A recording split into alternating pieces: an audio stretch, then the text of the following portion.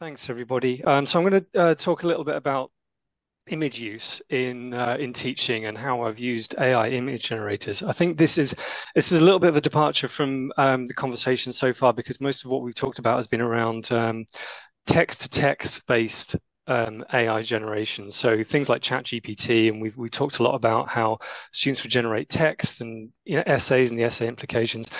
There's a lot of other possibilities for AI at the moment. So anyone who's been following the developments in music and media and all kinds of things know that there's a lot of stuff going on across the board in terms of media. And we're looking in teaching and learning about multimedia representations of various things anyway. So I thought this would be a good, might be an interesting thing to look into.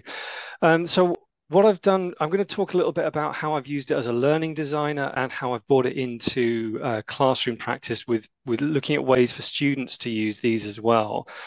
Just to keep the triangle on the left side of the screen is just something to keep in mind. I think whenever we've got new tools, it's quite easy to get carried away by tech. So it's the new technology is down there in the left, but hopefully everything that I'm talking about can be transferred to your own learning context and with design principles in mind. So making sure that it's actually supporting learning rather than just tech for the sake of tech. So how can imagery help learning? So, well, we know a few things about how images work and how pictures can help us.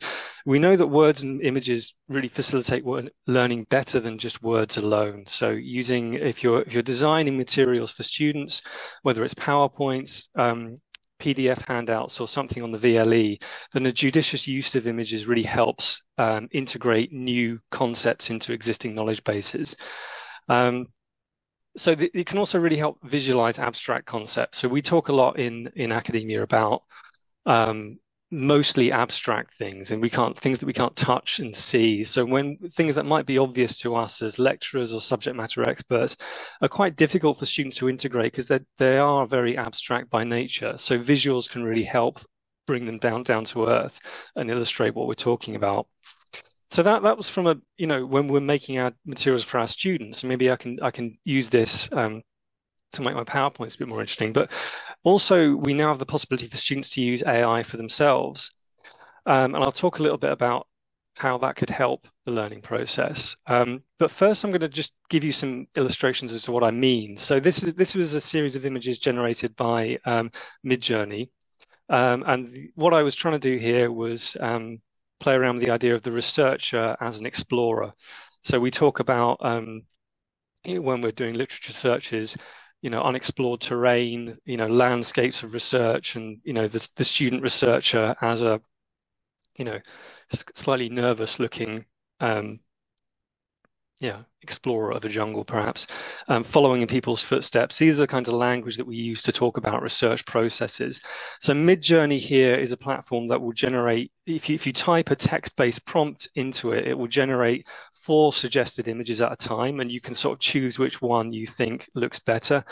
You have control over how you can add a lot of chaos into this, they call it. So each image is very different, or if you like one, you can zoom in on that one. This was done in the style of a graphic novel. Another genre might be more photorealistic. So this was an attempt to think about how do we view arguments. So I teach academic English. And in academic English, we talk about things like arguments being built on solid foundations. So this was my attempt to visualize a poorly designed argument that is falling apart because the foundations weren't solid enough, when in fact what we want is perhaps a well-designed building with well-laid foundations, and these kind of arguments are much more solid and stand the test of time.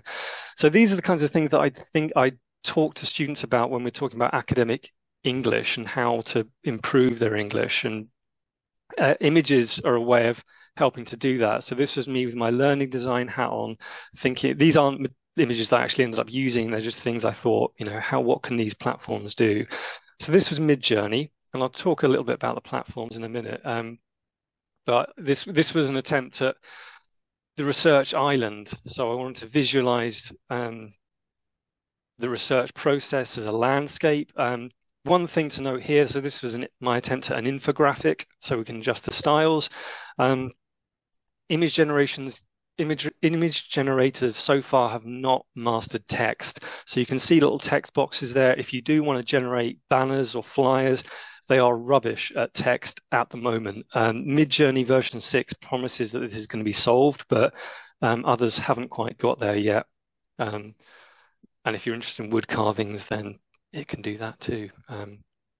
Anyway, a little bit about the platform. So Midjourney is the one that is actually not one I recommend you start with if you're interested in having a go with this. It's subscription only. It's got quite a steep learning curve. It's for, Photoshop geeks, perhaps. Sorry, Wayne, if you're listening. But Stable Diffusion, on the other hand, is open source. It's free, but it's a little bit slow. DALL-E is available via Bing for free, or Chat GPT 4 if you have that. It's embedded into Chat GPT.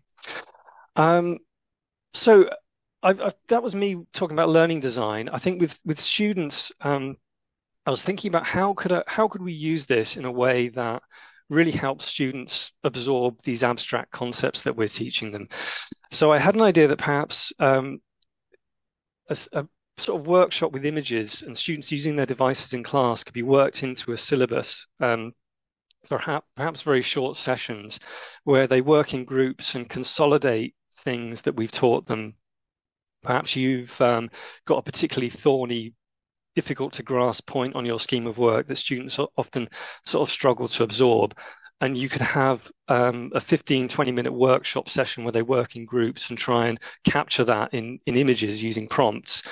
So I road tested an activity for students to get to grips with prompts. So the prompt is the instruction that you put into one of your image generators, into DALL-E or Midjourney, to tell it what image to generate.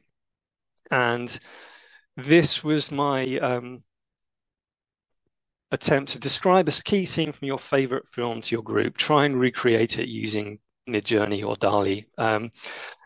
So I tried to recreate that scene from The Shawshank Redemption where Tim Robbins has just broken out of prison and he's got his arms stretched out to the sky and is celebrating his freedom.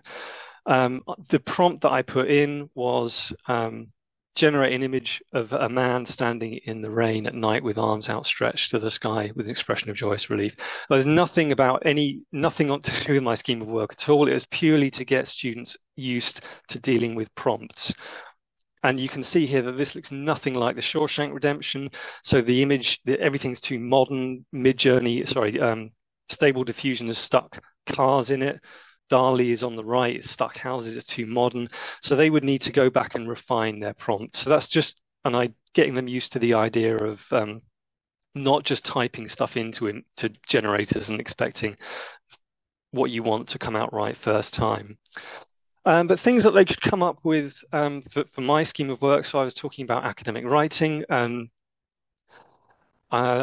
Phrases like social media platforms have become an arena for information warfare. So I want to capture this metaphor in imagery. And we've got the sort of corporate looking guy here with a battle-scarred background.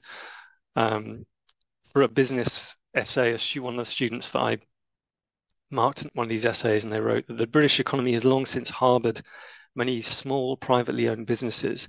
And I really like that use of language there, that harboured as a verb, and trying to capture that because there's a lot of imagery in that verb. And when I'm teaching academic writing, it's about being kind of concise and clever with your words. So I liked, we've got the metaphor of the businesses as the boats, the UK economy is the harbour, and the black clouds and stormy weather in the background. So this was just, we're breaking up the delivery of the content with students working together and just generating some of their sort of visual representations of these abstract concepts.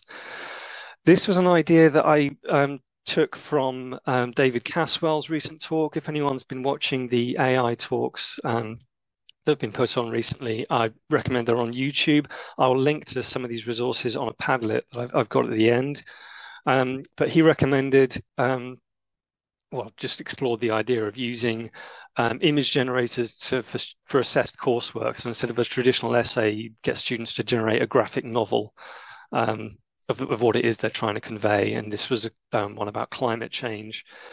So there's opportunities there to use this in your assessments and to um, just explore different media for rather than the traditional, purely text-based essays. So finally, I think I've just got a couple of minutes left, so I'll just wrap this up with ways of getting some inspiration. So at this point, you might be thinking, well, that's kind of interesting, but how would it takes a lot of kind of creativity or imagination to work this into a business course or a social science course. So for a bit of inspiration, I went to a, platform we're probably a bit more familiar with, which is Chat GPT, and I asked it to help me look for ways in which we could visualize some of the things that I was trying to teach the students. So I've said, can you suggest 10 prompts? And I've just captured the first 5 here. You don't need to read all these, but these were Chat GPT suggestion. So this is back to me with a learning design hat on. I'm interested in using images for my materials, perhaps some things that I could use to complement the text-based component of what it is I'm trying to teach my students. And I've then asked ChatGPT to sort of reword them as prompts for image generators.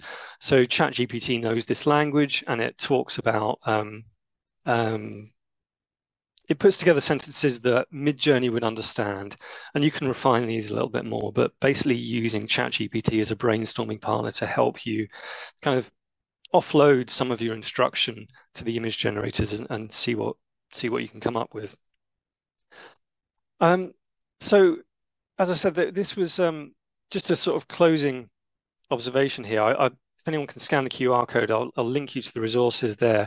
But I ran this class with some students just tentatively in non-credit bearing language support classes that I run sometimes, and the engagement was good.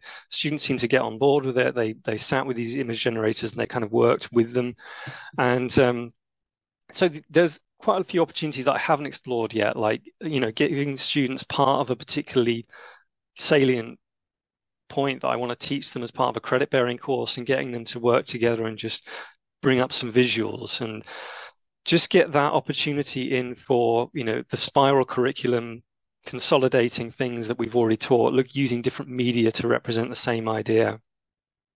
And I think these are opportunities that where we could bring things into the classroom.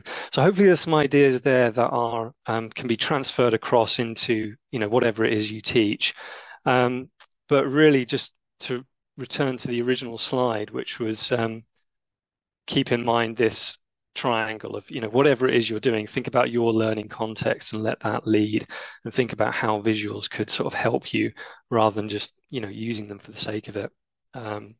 So that was it from me. I'm happy to field any questions, and as I said, I think there's a Padlet here, which Eddie, if you want to link to that on your own resource Padlet, I'm happy to send you the link for that.